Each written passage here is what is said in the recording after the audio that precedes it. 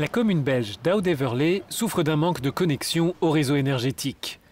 Mais la situation pourrait bien changer pour 12 de ces 40 foyers.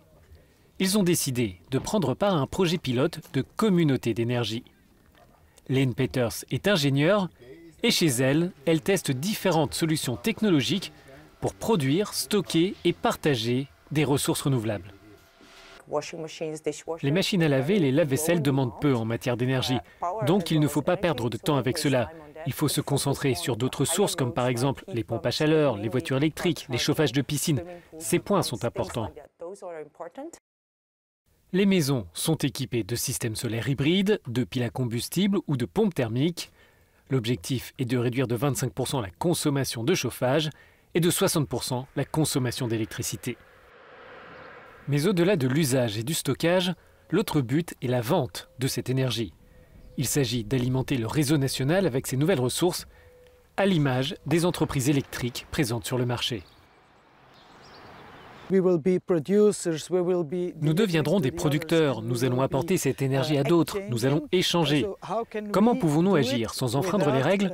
Par exemple, il faut payer pour avoir accès à ce réseau énergétique qui alimentera les autres, ceux qui récupéreront cette énergie.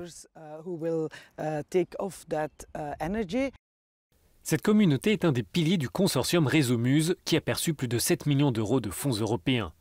Le projet lancé il y a 6 mois doit se poursuivre jusqu'en 2022. D'autres tests sont prévus en Italie, en Espagne, en Israël et en Inde. Les perspectives de recherche entre les gouvernements et l'industrie énergétique ont fait l'objet d'un dialogue lors d'une conférence à Bruxelles. Le paquet énergie propre pour tous les Européens sert de base légale depuis 2018 aux communautés d'énergie.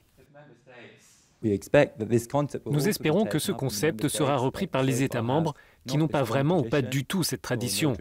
Parmi les nombreux bénéfices, cela peut augmenter le soutien public aux projets renouvelables et il y a l'investissement de capitaux privés dans la transition énergétique.